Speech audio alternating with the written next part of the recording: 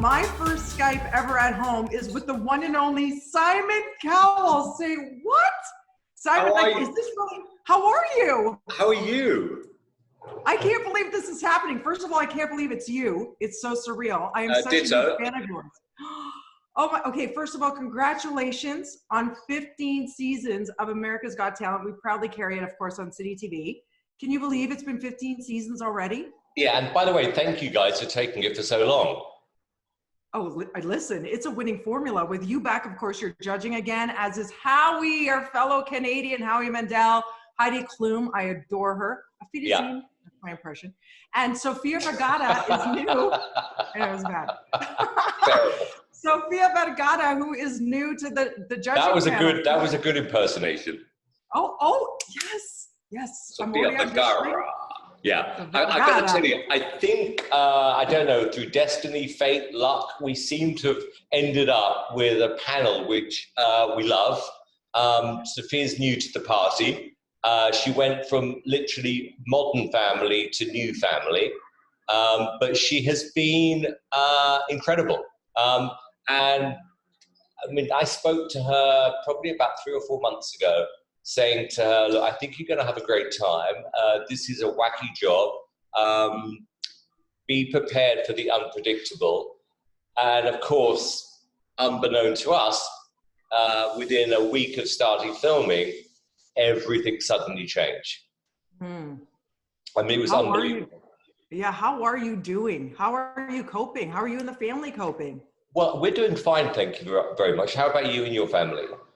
You know what? We're doing very well, thanks. I mean, I actually go into work every day, and that's been insanity for me. Yeah. So we do the morning show live, and we launched the national show as a result of that need for connectivity, right? Because more and more people are looking for that voice to listen to and sound off on. And we talk to the nation every morning, and we share stories, and they're crying, and they make us cry. And it's a real give and take, but then it's also, we have these bright spots. So we share amazing, fun things that are happening in the world to keep us going, right? I mean, it's unprecedented. We've never seen anything like this. So it's taking it one day at a time. I'm so with you. And it's one of those times where you get an opportunity to really listen to what people are saying out there. It's not a time to preach or anything else. It's like, listen, learn. We're all in this together. And hopefully we all come out of this fine, learning a lot for the future. I mean, everything's going to be different. And hopefully, please God, we never experience this again. When you're in the middle of something, like when you do what I do, you just have to make changes as things happen. You have a certain responsibility that when you are producing material, that you try and make it as family friendly as possible at a time when you've got people at home and they're looking for something to watch. So, you know, we managed to make 10 days of the show before we finally had to stop production. We went from a full audience to a half an audience, a quarter of an audience, and then the final 2 days, no audience, but you still got a cruise, you know, around you. And then we just went, okay, that's it. And now we're picking up the final auditions, like you and I are talking now. We're literally doing auditions from people's gardens, from their homes, living rooms. I mean, it's like a living actual process. It's been fascinating. That's so awesome that you've been able to pivot and still bring us this, because we keep hearing the stories coming out of Hollywood saying, this has been halted, that's been halted, and people are thinking, my gosh, what can we look to with these days where one bleeds into the next? What can we look forward to? And America's Got Talent has always been that show that families could gather up in front of the TV, get the popcorn out, and enjoy. And I think that we need this show as a panacea to all that's happening more than ever before, to be able to escape, be entertained, be inspired. Well, thank you for saying that. I feel exactly the same way. I mean, when you watch the stories now, even though you shot them 2 months ago, they take on a whole different meaning. It is one of those programs you can kind of escape into for a couple of hours. And it is that sort of content right now. It's much, much needed. It's a beautiful formula, and this new version, iteration, sounds like, again, it's what people need. And have you noticed a difference now that you see people auditioning in their homes in this format? I feel like everybody's more real than ever. A lot of the guards have been dropped that we normally have. Maybe it is because we're at home and we're wearing our slippers doing interviews like this, right? In our homes or whatever it is. You notice there's a difference in terms of the feel that you're getting now? Well, it's a good point, because when we did the first online auditions a week or so ago, like we're talking now, I had the other judges, like I said, on the right-hand side. I could see them. And then I've got someone setting fire to themselves or whatever, or singing or having a dog act in their garden. It was quite surreal, the first 15 minutes. And then it was like, you know what, good for you. You're actually doing something about it. And even though we were thousands of miles away, there was still this incredible connection and this admiration that even during this time, you're willing to audition, able to audition, and then you've got to kind of use your imagination to go, okay, fine. This is a little bit small right now, but you know, with going forward, if you make it through to the live shows, we can do something much bigger with it. But no, there was this immediate connection we picked up, even though I thought it was going to be, I thought it was going to be difficult. It was actually quite straightforward. I'm not great with technology, trust me. So I just kind of went along with it. Legit, I'm not kidding. You're my first Skype interview ever, and I will cherish and remember this for a million reasons. Like bragging rights, okay? It's incredible. And speaking of, it's going to be something like we've never seen before, because during times like this, we do want to see Canadians shine as well. Yes, we do. You have been so gracious, Simon, because not only are we carrying America's Got Talent, but you're teaming up with us here at Breakfast Television. And we are asking the Canadian families watching right now, in whatever shape and size you come in, to do your best job to wow Simon Cowell. So when they do that, you will be judging the finalists. I will be. You know, when I heard about this idea, I went, this is brilliant. I love the idea of this. I've always wanted to make a family show. Couldn't be a better time to do it. You don't have to worry, like I said, about the production element or the sound or anything like this. It's kind of, we do have imagination. I'll be there at the end to judge, hopefully, the best of the best. My gut feeling is, in every country in the world, there's always undiscovered talent. And there has to be a lot of undiscovered talent in Canada. And maybe this is the right time to show it.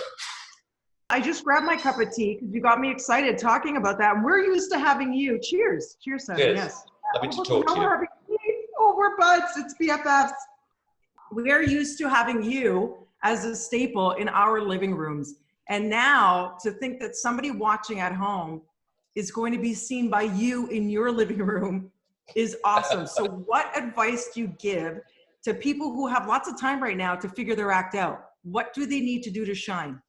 Well, I think originality is really important. If you're going to choose a song to sing, I always say find a version which is your version. And most of the people who are going to be submitting clips have often discovered clips of their own. You know, when clips go viral from our shows, Cody Lee is an example last year. I mean, an amazing guy, amazing story, but it was his talent above all that shone through, and it wasn't complicated. It was him at a piano. If anyone hasn't seen this clip, honestly, you must watch it. Cody Lee, AGT. It's as straightforward as that. It's all about showcasing your talent, having fun with it. Don't overthink it, but try and do something we haven't seen before. So, like I said, if you're going to do a cover version, make it your cover version. Don't be afraid to do original material. We love original material. And right now, people have time. If there's one thing they have to do is time and family bonding, learning something new, a skill, a dance. We see people going crazy with TikTok and all that. Now's the time. I can hear your little one in the background. So Eric is 6. He's How 6. has a papa changed your perspective on a show like this? I hear you're grooming him to take over the business. Is it true? Well, someone had to. And so I was always hoping when he was younger that he would like what I do. Luckily, Got Talent is his favorite show. So when I actually watch the episodes before they go out and I note the shows, he sits with me. So he started to become a producer already. And him and his friends, they kind of come up with, just like we're talking about now, they come up with these crazy dance routines for me from TikTok, as you said, et cetera, et cetera. So there's a lot to be learned if you go on those sites. It's all about today. It's all about going viral, and you go viral by being different or being incredible, being original. Don't be afraid to take a risk. Don't be safe.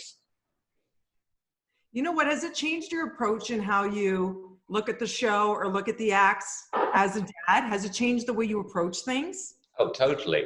I always think now, when I see these kids audition, my God, if this was Eric, what would I be thinking? Right? Your heart's outside your chest. Totally. But I've got to be honest with you, right now, it's like kids rule.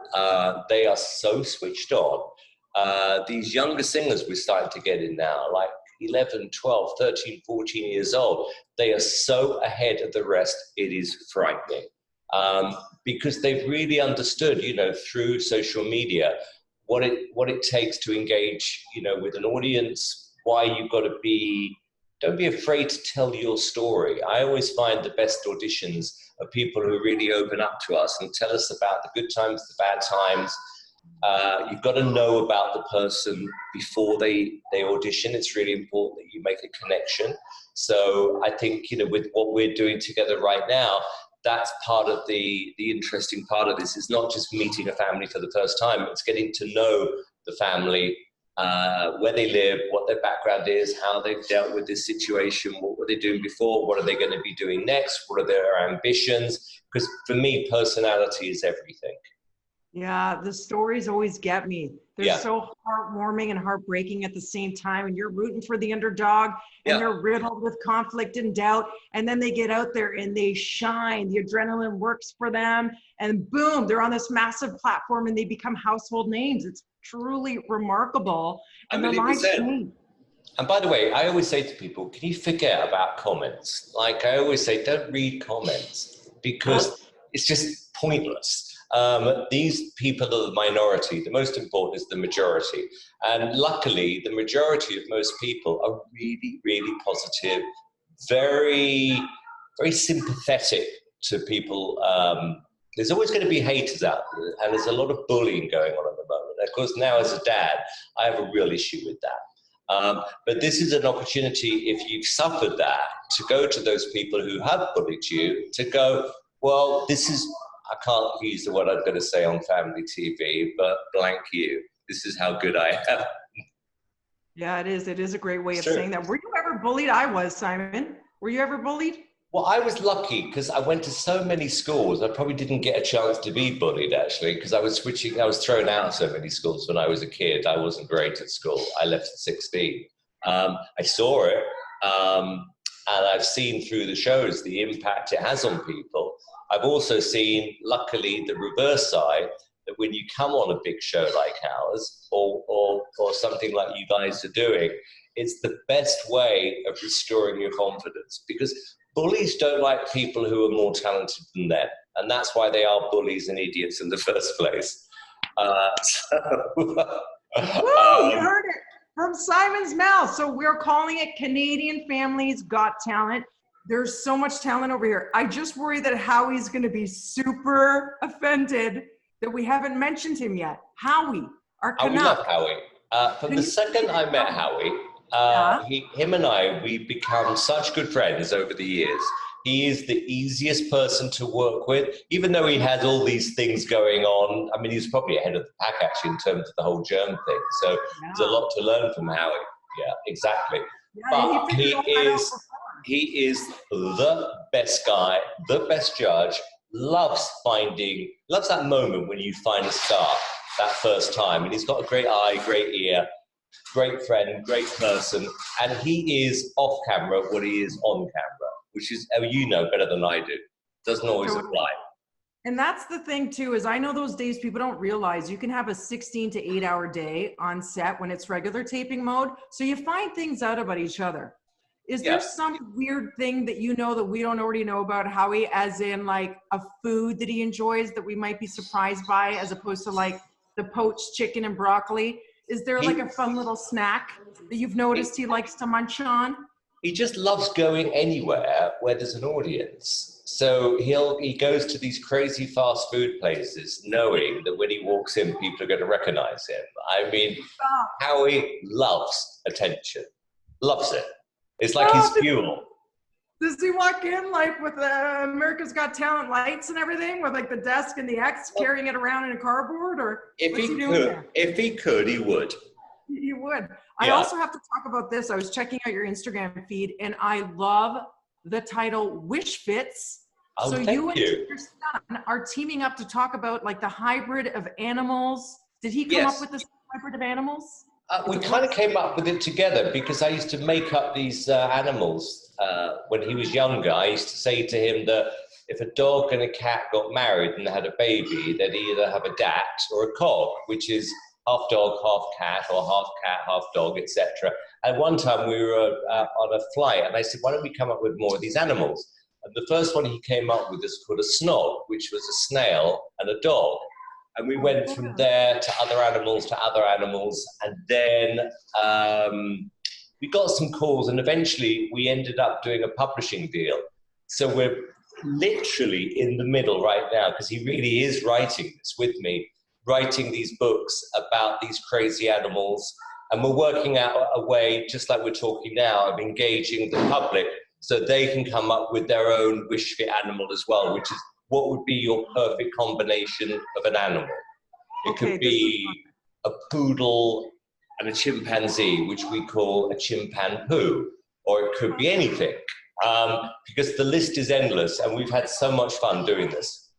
Okay, so it's funny because people talk about spirit animals, so you have me thinking, I feel like I'm equal parts donkey and giraffe, so I'd be a geronkie. What would you be? Or you could be a jog. A jog would be... No, a jonky. A jonky. Did you say... Oh my gosh. Did you say giraffe and a donkey? Yes. Yeah, so you'd be a jonky. Or the other way around, like you said. Let's do geronkie. Geronkie's fine. Yeah, so it would be like a donkey's body with a really, really long head. Neck. Yeah. Okay, we have one called a jenguin, which is half giraffe and half penguin. Oh, I like that. So we have a lot of animals already, but that's the whole point. The fun about Wish Fits is that you can wish for your own favorite animal in the world. So what would you be? What would your hybrid spirit animal be? Because I feel like I'm donkey because I'm grounded and I'm sometimes stubborn, but I'd also like to think I'm giraffe-like because, well, they kind of sit and eat grass and bat their lashes and have long necks. That's as deep as I went. Oh, that's good. Well, I always wanted to be a dat, which is half dog, half cat, which is the personality of a dog, but I could still climb trees and meow. Oh, so interesting, because I know you have many dogs, but do you actually have a cat as well? No, cats, like I said, I like the fact that cats can climb things and meow, but they're not as friendly as dogs. So the combination of both, where you can have the characteristics of a cat in terms of climbing and things, but you can be as friendly as a dog, would be the ideal pet. And that would be a dat. Yes, it's brilliant. And I love that your names dogs are Squiddly, Diddly, Freddie, and Daisy. Yes. Where'd you come up with the Squiddly and the Diddly? Because I feel like that's another movie or a book series onto itself, Squiddly and Diddly Adventures. God, they could be. There was a TV show I used to watch as a kid called Atom Ant, A-T-O-M, Ant. And it was an animated TV series, Hanna-Barbera. And it was Secret Squirrel, I beg your pardon. Secret Squirrel, and there was a 3-part to this show, and the middle show was called Squiddly Diddly, and he was an octopus who was a lifeguard. But the name used to make me laugh when I was younger. So when we got Squiddly and Diddly, myself and Lauren, we argued for months as to what their names are going to be, and I said I want to call them Squiddly and Diddly. You can't call 2 dogs Squiddly and Diddly. I said you can. And eventually she turned around to me one day, she said, they are Squiddly Diddly. And that was it. It's perfect. Az is talking to you. Az is the Likewise. Once again, guys, Canadian Families Got Talent right Show here it. On Breakfast Television with America's Got Talent. It is a hybrid match made in heaven. We look That was clever. Did you like that? Thanks. I like the way you interlink the two. That's clever. I got 2 compliments from Simon Cowell in my first Skype session ever.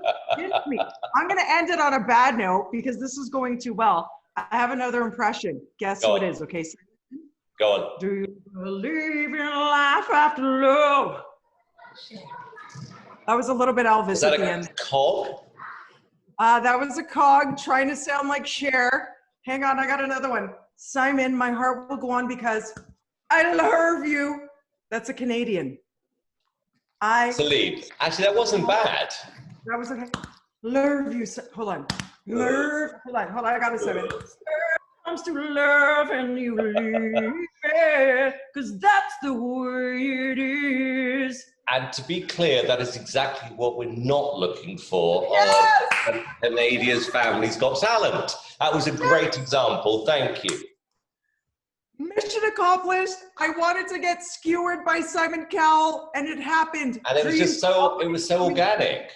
It was so organic. I have one last one, speaking of animals. I can also do a seagull impression, Simon. Go on. Wait, you're on the beach. You dropped a French fry. You know who sees it. It's the seagull.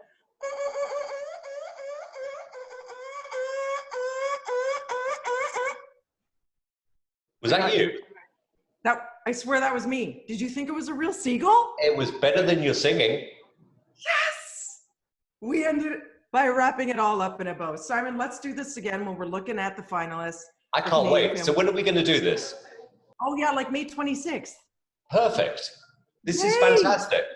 You're fantastic. This is making our lives. You don't understand. Like, honestly, what you do provides so much joy for so many of us, and never has your work been more important in that sense. And this is just elevating it. You truly are amazing. And thank you. You're a very nice person.